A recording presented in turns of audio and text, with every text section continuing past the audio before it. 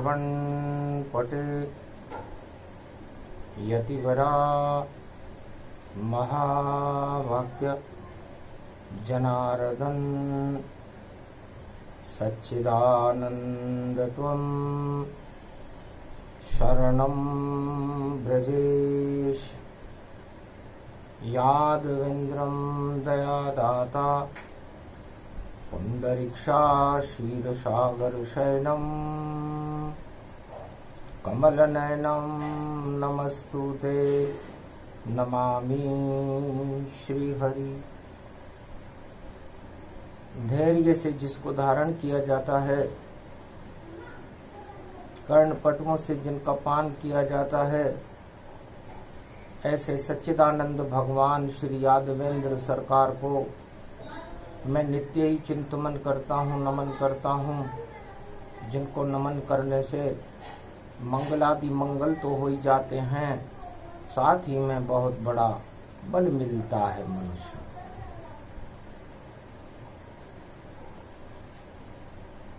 कात्यायनी छिन्नमस्ता कार्तिकेय शिवपुत्रं गौरीपुत्रं गजानंद कार्तिकेय नमामयम्। अखंड ब्रह्मं तेजं च प्रतिभूतानि ब्रह्म सत्य यतात न गृह्णान्त्यन्तं मृत्युञ्जनं तं महामृत्युञ्जय तं नमः शिवाय।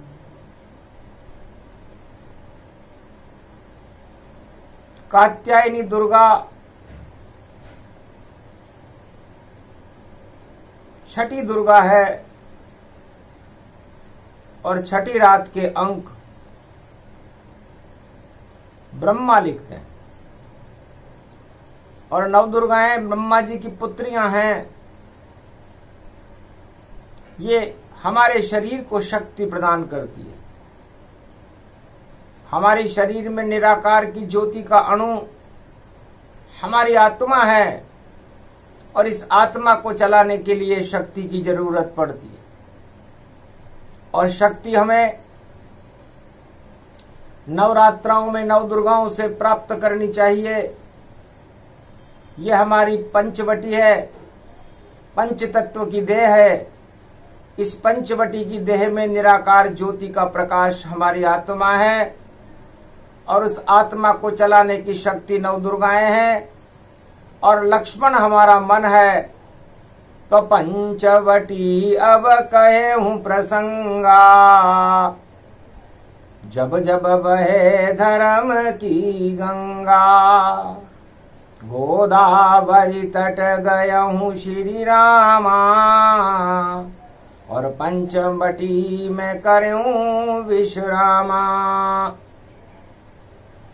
और त्रयंबकेश्वर रहे मनाई, गिधराज से भेंट कराई। लक्ष्मण रेखा लक्ष्मण खींची और शक्ति देखो अविरल रहती। तो लक्ष्मण रेखा सूर्य रेखा है और सूर्य वंश गति जान पंचवटी में खींच रहे हैं, जिसको लक्ष्मण भगवान सियावर रामचंद्र शंकर हरिओम। प्रथम वंदना शिव की कीनी, नवरात्रा शक्ति भरलीनी। ओम नमः शिवाय, हर हर महादेवाय, पशुपतिनाथाय, नीलकंठाय गगगम गगम। ओम सिद्धाधस्वाधियाग्रत्या दतामयो असुगुणो गगमं चुण्डमुण्डमत्तावृत्यांत नाम रुद्रा एकोदश रुद्रम। ओम नमः शिवाय, हर हर महादेवाय, पशुपति नीलकंठाय नमस्तुते। नमः गगगम खड्ग कंबनी ज्वाला तमेश्वरी बागेश्वरी महेश्वरी। यदा दृष्टि ततो मयो प्रतक्षते ध्रपाणि रूपाणि भ्रात्रान् वा ओम हिम हिम कमले चामुंडा विचेततो गुणा तमो गुणे शत्रुतुंडत्यांतान यशो सगघं शिरसा सबवरदागमा निगमं ब्रह्म विद्वाति अग्र ज्ञात्वा त्वामान सुम्रयत्त भागीरथी भयवारणीं तत्प्रियांते उमा भार्या उमं नमस्तु के नमः शिव तत्वरूपाणि तत्वतुण्डालं तुण्डलूपम् अखण्ड ब्रह्मण्डं सकण्ड खण्ड खण्डमैखण्ड दुदण्डनं चुण्डरामं चण्डमुण्डमाला भवति बागम्बरो थोत्रिलो त्रिलोचनं चातुर चतुर्भुजारवङ्गं भुषङ्गवङ्गधार्यं त्रिशूल्यं त्रित्यादनामं तडग तडग तिक तक काम घम घग घगम् अगगमागवो निगमं सुर सुर सौम्यमृताञ्जन्तजतेज्यं पुञ्ज महाकाल लक्ष्यते दत्तात्रेये दत्तात्रेये प्रत्यं मार्कण्ड सोमरं तज्मयो स्वास्वान्तनामा नम नम ॐ भुभुवा स्वाहा महामृत्युञ्जय जापो भवति न यमराज भय दरिद्र भय रोगो भय नास्ति नमस्तुते नमः शिवाय। ओम त्र्यंबकेश्वराय नमः। ओम त्र्यंबकं यजामहे सुगंधिं पुष्टिवर्धनम् उर्वारुकमिव बन्धनान् मृत्यो मोक्षीयमामृतात्। ओम शिव शिव शिवाय ब्रह्म ब्रह्म देवाय विष्णु विष्णु रूपाय ओम नमः शिवाय शिवाय नमः। ब्रह्मा विष्णु महेश विग्रह अद्भुत जान नासिक पंचवटी में देखो प्रकट त्र्यंबकेश्वर भगवान। गोदावरी में के तट पर त्र्यंबकेश्वर भगवान की स्तुति मर्यादा पुरुषोत्तम राम कर रहे हैं। पूरी रामायण का सार पंचवटी में है और इस पंचवटी को हमें प्रकाशमान रखना चाहिए, भगवान शिव की शरण में रखना चाहिए, क्योंकि सब ही ज्ञान रामायण का इस पंचवटी में प्रगटाया और पंचवटी ये देह बनी, इसमें ब्रह्म और रहती माया। तो रावण चतुर सुजान है और शिव का भक्त ही जान, और अपहरण सीता का किया पंचवटी में आन। रावण को सलाह दी कि जो आप दानव शक्ति का चक्र चलाना चाहते हैं इस संसार में, उसमें अवरोध है। अयोध्या के दो राजकुमार ये ब्रह्म का चक्र चलाएंगे और आप दानवता का चक्र चलाओगे, तो विजेता कौन होगा इसका निर्णय राम जी की शक्ति को देखकर कर लेना चाहिए। तब भेजी सूर्पणखा बहिना, जाओ तुम पता लगाओ तुम, और रावण की नाक ऊंची रखना और सारा भेद लाओ तुम। तो 10 इंद्री की बहन सूर्पणखा दानवता का रूप, 8 तरह के मद इसमें है सुंदर रूप स्वरूप। तो ये सूर्पणखा मन रूपी लक्ष्मण ब्रह्म रूपी राम जी को ललचाने के लिए आ गई। हर मनुष्य के शरीर में काम क्रोध मद लोभ छल पाखंड या 8 तरह के मद सूर्पणखा बन करके उसे प्रलोभित करते रहते। तब कहा लक्ष्मण से हंस करके, ये नारी सुंदर आई है, मो तो सम पुरुष न मो सम नारी, और हम दोनों एक विचारी। आपके समान कोई सुंदर पुरुष नहीं और मेरे समान सुंदर नारी नहीं, हम दोनों का मिलन होना चाहिए। यह हर आत्मा के अंदर कामनी दामिनी माया आत्मा को प्रलोभन देती है। तब कहा लक्ष्मण से राम जी ने जो ब्रह्म रूप प्रगटाए थे, हे मन तू विचलित मत होना, इस नाक काट तुम आए थे, दानवता की नाक को जल्दी देहो काट। ब्रह्म शक्ति की उड़ेंगे तब भारत में ठाठ। तब लक्ष्मण जी इशारा समझ गए राम जी का और नाक काट दी। नाक कान काट कर मनाऊ चुनौती दीन, और रावण दानव शक्ति था और देखो कला प्रवीण। जब सूर्पणखा की नाक कट गई तो सूर्पणखा रावण के पास गई कि तू मेरा शक्तिशाली भाई, ये मेरी क्या हालत हो पाई। और देव दंड इन दोनों बालक को जो राम लखन सीता माई। इनसे युद्ध करो तुम जाकर, तब होगा ये नाम उजागर। रावण तब तेरा नाम उजागर होगा। तब राम समझ गए हृदय में, और लक्ष्मण गए कंदमूल फल लेने। तब शक्ति को बुला लिया राम ने, और लगे शक्ति से कुछ कहने कि तुम पावक में करो निवासा, अब मैं चाहूं करन नर लीला। हमने दानवता की नाक काटने का संकल्प पंचवटी में उठा लिया है सीता, अब मैं नर लीला प्रारंभ कर रहा हूं, तुम अग्नि में निवास कर जाओ, क्योंकि अग्निमय हो जाए धरा, और अग्नि तेरा रूप, अग्नि को जो छुएगा तो जल जाए सुरभू। इस आग के जो भी हाथ लगाएगा वो जल जाएगा। इसलिए सीता जी ने अग्नि में प्रवेश कर लिया, कामाग्नि को भस्म कर दिया, और देवांगना नवी दुर्गा जानकी जी अग्नि स्वरूपा हो गई, और भगवान राम ब्रह्म स्वरूप हो गए, और लक्ष्मण मन स्वरूप हो गए। तब माया रावण प्रगटाई, और सोने का मृग मरीच को लाई। सोने का मृग बना लिया, और सोने का मृग बना करके और पंचवटी में उछल कूद, और देखो मारीच करता है, और कनक भवन का सुंदर देखो मारा मारा फिरता है। तो जब सोने के हिरण प्रलोभन को आप लोग देखोगे इस पंच तत्व के शरीर में, तो आप लालायित हो जाओ।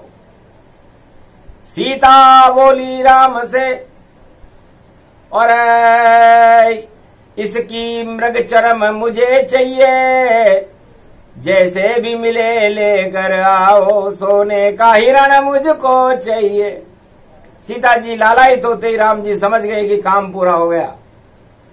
लक्ष्मण से कहा, भाई सोने का मृग लेकर मैं अभी आता हूं, तुम कुटिया पर पहरा देना जब तक मैं आ नहीं आता हूं। तो राम राम कई राम राम राम गति राम, राम राम और मायावी हिरण राम जी उसके पीछे पीछे चले,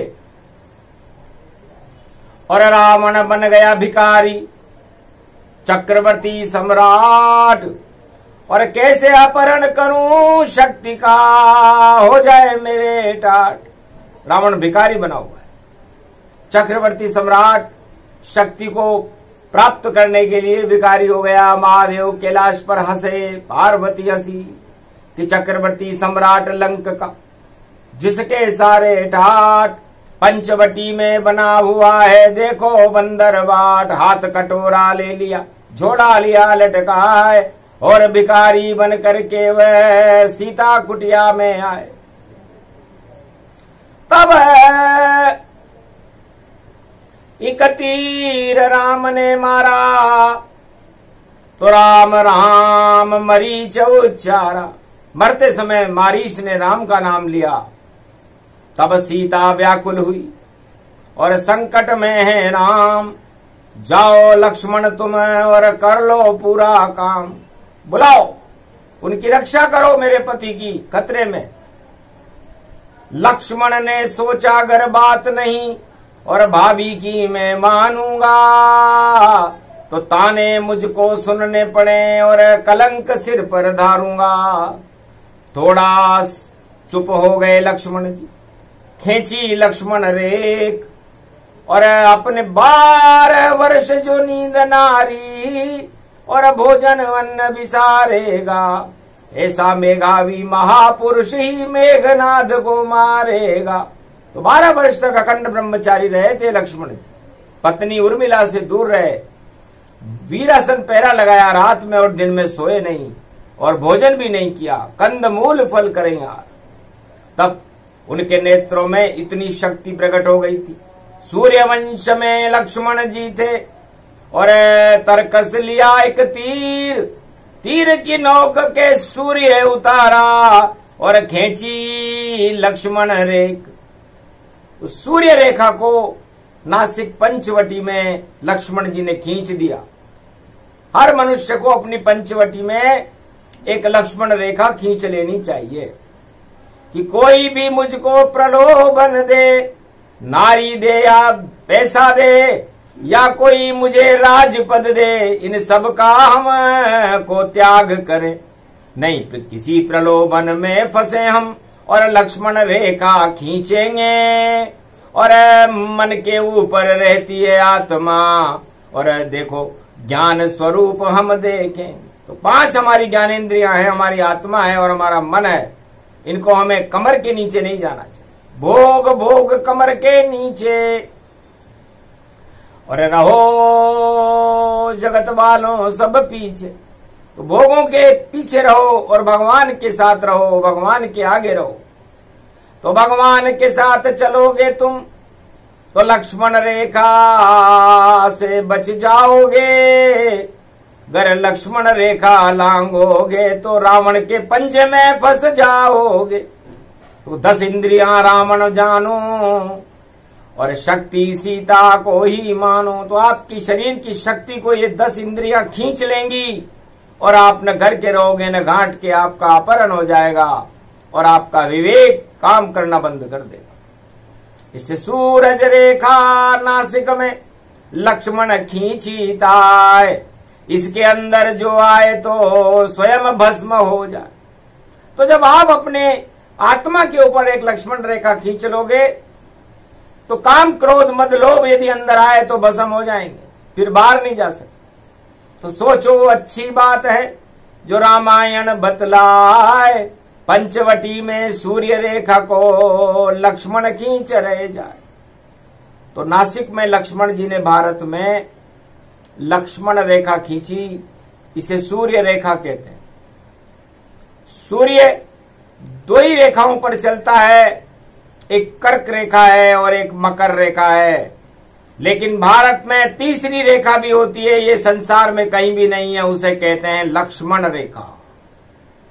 इसलिए भारत जति और सतियों का देश है, ब्रह्मवेताओं का देश है, भगवान का देश है, क्योंकि यहां पर लक्ष्मण रेखा है। मतलब अपने मन पर करो नियंत्रण और आत्मा करो प्रकाश और त्र्यंबकेश्वर को सुमरो भैया, तो बन जाए शरीर कैलाश। पंचवटी कैलाश बने और मान सरोवर बन जाए झील। अमृत पान करो तुम उसका और कभी न होगे कोई भय भी। सारे डर वहां भस्म होएंगे और भय रहित यहाँ हो जाओगे। भगवान तुम्हें मिल जावेगा और परमानंद दिखाओगे। तो ये सूर्य रेखा है। ये सूर्य रेखा केवल भारत में है।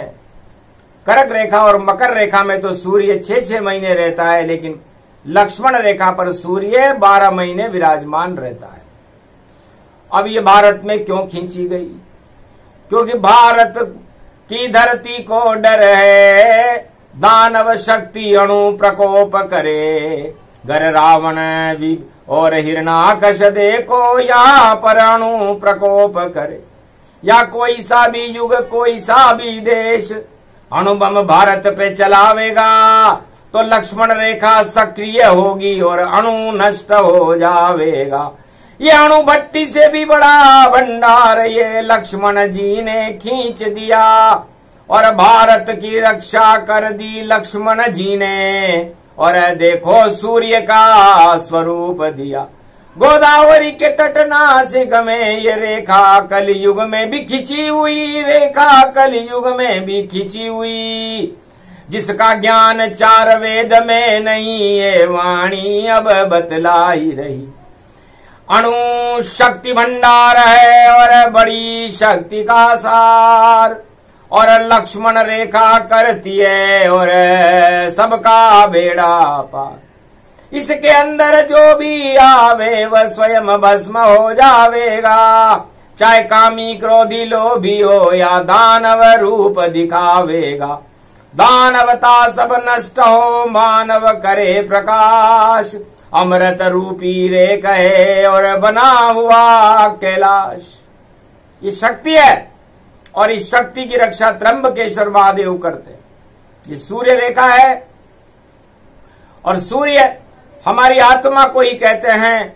इसलिए हर मनुष्य को इस पंचवटी में अपने शरीर के पंच तत्व में लक्ष्मण रेखा खींच लेनी चाहिए कि मैं काम क्रोध मद लोभ 8 तरह के मद और समस्त प्रलोभनों से दूर रहूंगा, सत्य बोलूंगा, असत्य से दूर रहूंगा, और शुभ काम करते हुए भारत में भगवान का नाम लेकर के भारत और भारत की प्रजा और सारे विश्व का कल्याण करूंगा। ऐसी प्रार्थना गोदावरी के तट पर जब कुंभ पर्व पड़े तो कर लेनी चाहिए। 12 वर्ष में पड़ता है कुंभ, और 8 बार ही कुंभ देख सके कोई आत्मा जान, उसके बाद हो जाता है देखो उसका कल्याण। इस मृत्युलोक में ईश्वर की कृपा से 8 बार गोदावरी का कुंभ कोई भी आत्मा देख सकती है, यदि वो भगवान की प्रिय हो, वरना बीच में ही उसे जाना पड़ता है। तो 8वीं बार राम प्रगटावे, 14 बरस जब जंगल जावे। तो आखिरी बार उस चक्र में, और आ गए राजा राम। ऐसा चक्र चला लक्ष्मण रेखा का कि लंका स्वाह तमाम, पूरी दानवता ही स्वाह हो गई। इसे कहते हैं लक्ष्मण रेख की शक्ति। आखिर रावण चालाक बना, लक्ष्मण रेखा पार न कर पाया, और सीता जनक जानकी को लक्ष्मण रेखा से बाहर उसने बुलवाया, और अपहरण कर लिया शक्ति का गति जान। आखिर शक्ति से हुआ और देखो रावण शमशान, रावण शमशान हो गया। शक्ति को कोई अपहरित नहीं कर सकता, और छल कपट और पाखंड से कोई अपहरण कर ले तो स्वाह हो जाता है। वेद प्रमाण कह रही वाणी, और ये पंचवटी की यही कहानी। तो सवार आत्माएं भारत में, और सब अपनी अपनी आत्माओं के ऊपर लक्ष्मण रेखा अपने मन को शक्तिशाली बनाकर खींचो। भोगों में मत फंसो, प्रलोभनों में मत फंसो, नारी के चक्कर में मत फंसो, राजताज के चक्कर में मत फंसो, झूठ मत बोलो, सत्य का प्रकाश अपनी आत्मा में करो, तो फिर आपका कोई बाल बांका भी नहीं कर सकता। शक्ति को अग्नि बनना पड़ा, राम को वनवासी बनना पड़ा, और शेष जी लक्ष्मण जी महाराज को जंगल जंगल भटकना पड़ा। वीरघातनी की शक्ति को भी सहन कर गए, क्योंकि लक्ष्मण रेखा खींची थी। तो वीरघातनी सह गए, और इतनी शक्ति शरीर, और 12 वर्ष तक देखी नहीं, और देखो विधि ना तकदीर। नारी छोड़ी, अवध को छोड़ा, और अब छोड़ा भोजन ताय। निद्रा भी जब छोड़ दई तो निद्रा जीत बन जाए। इंद्रजीत निद्राजीत से हार गया, वीरघातनी समाप्त हो गई। ये शक्ति लक्ष्मण के अंदर, और राम ने भक्ति करवाई थी, और 14 बरस के वनवास में राम को ने लक्ष्मण शक्ति दिलाई थी। तो इतनी शक्ति लक्ष्मण जी को राम जी के साथ जाने में मिली, और ये शक्ति हर आत्मा प्राप्त कर सकती है लक्ष्मण बनकर। उसे हर कुंभ का इंतजार करना चाहिए जो गोदावरी में पड़ता है, क्योंकि 12 वर्ष तक आप भक्ति करोगे तो गोदावरी के कुंभ के दर्शन कर लोगे। और कुंभ से सीता प्रकट हुई और उस ज्वाला ने लंका को ही समाप्त कर दिया। इसलिए पंचवटी गोदावरी, गोदावरी का मतलब है गोद, और राम जी की गोद में हम सभी बैठे जाएंगे, और राम का दरबार है हम भी वहां चल जाएंगे, सुन जाएंगे श्री राम के और चरित्र हम भी गाएंगे, और गोदावरी के तट पे हम त्र्यंबकेश्वर को मनाएंगे। लक्ष्मण की रेखा की ये शक्ति तब हमें मिल पाएगी, वह योग आता एक बार 12 वर्ष में आएगी।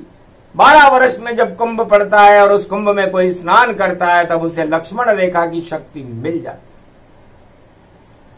रावण, कुंभकर्ण, मेघनाद सारे ही योद्धा मारे गए और शमशान हो गई ये लंका, और केवल विभीषण जाने ही गए। जो राम शरण में आया था राजा लंका का बन पाया, बाकी लंका सब नष्ट हुई, दानवतावाद सब मिट पाया, नाम निशान भी नजर नहीं आया। तो इतनी तैयारी पंचवटी में राम जी ने, लक्ष्मण जी ने और सीता जी ने और त्र्यंबकेश्वर महादेव में ब्रह्मा विष्णु महेश ने की थी। गोपनीय प्रसंग है पंचवटी का प्रसंग। सूर्य रेखा का ज्ञान है जो वैज्ञानिक नहीं, अज्ञान, विज्ञान भी नहीं जानता। सूर्य की शक्ति से लोग ऊर्जा प्राप्त करते हैं, हम प्राणवायु प्राप्त करते हैं, हम प्रकाश प्राप्त करते हैं, हम शक्ति प्राप्त करते हैं। लेकिन लक्ष्मण रेखा जो सूर्य रेखा है उसकी शक्ति भारत को प्राप्त है, भारत के संतों को प्राप्त है, लेकिन उन्हें उसका ज्ञान नहीं।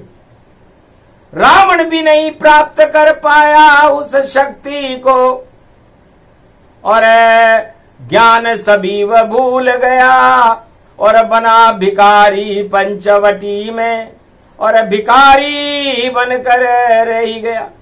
जब भिखारी बन गया तो रावण फिर भिखारी हो गया। मारी लात विभीषण जब ही, आयुहीन भये सब तबही।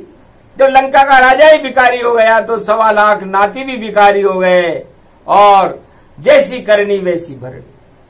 रावण को अपने कर्मों का फल मिला और अंततः उसे अपने जीवन से, अपनी आत्मा को छोड़ करके और परम धाम में जाना पड़ा। इसे कहते हैं लक्ष्मण रेखा की शक्ति। लक्ष्मण रेखा बहुत बड़ी शक्ति है। जब आएगा समय कभी तो पूरा इसका भेद बताएंगे, और भारत के हर बच्चे को हम लक्ष्मण जैसा बनाएंगे। पर अभी नहीं वह समय है, जब आए कल की अवतार तब लक्ष्मण रेखा को और करेंगे हम साकार। जब कल के अवतार भारत में आएंगे तब हम लक्ष्मण रेखा को साकार करके बताएंगे कि लक्ष्मण रेखा में गोदावरी, पंचवटी, नासिक में शक्ति क्या है। मुक्ति मिल गई गिद्धराज को और बिना भक्ति के कर पाए, और दाग दिया गिद्धराज को राम ने, वह योग दशरथ को नहीं मिल पाए। तो गिद्धराज उस पंचवटी में उस रहता था, उसका दाह संस्कार भगवान राम ने अपने हाथों में किया। दशरथ जी को भी ये सौभाग्य नहीं मिला। इसे कहते हैं पंचवटी की शक्ति। तो ये पंचवटी की शक्ति हमें हमारे शरीर और हमारी आत्मा में पैदा करनी चाहिए, लक्ष्मण बन करके करनी चाहिए। भारत का राजा हो या भारत की प्रजा हो, किसी भी धर्म का हो, किसी भी जाति का हो, चाहे पशु पक्षी, नर नाग किन्नर गंधर्व शेर कुछ भी हो। गिद्धराज कोई मनुष्य था क्या? पक्षी था, लेकिन उसने पक्षी बनकर भी उस शक्ति को प्राप्त कर लिया था जिसे लक्ष्मण रेखा कहते हैं। और रावण लक्ष्मण रेखा के समीप आकर भी लक्ष्मण रेखा की शक्ति को प्राप्त नहीं कर सका, बल्कि शक्ति का ही उसने अपहरण कर लिया और उसका परिणाम दानवतावादी शक्ति और दानवता के चक्रवर्ती सम्राट राजा रावण को भोगना पड़ा। तो भारत के अंदर लक्ष्मण रेखा की शक्ति है और ये शक्ति चारों युगों में एक चुनौती बनकर खड़ी रहती है। यदि संसार के कोई भी दानव शक्ति भारत पर अपना प्रकोप करे, निगाह डाले या भारत का अपहरण करने की कोशिश करे या सीमाओं पर लूटने की कोशिश करे या भारत को खदेड़ने की कोशिश करे, तो सूर्य रेखा सक्रिय हो जाती है।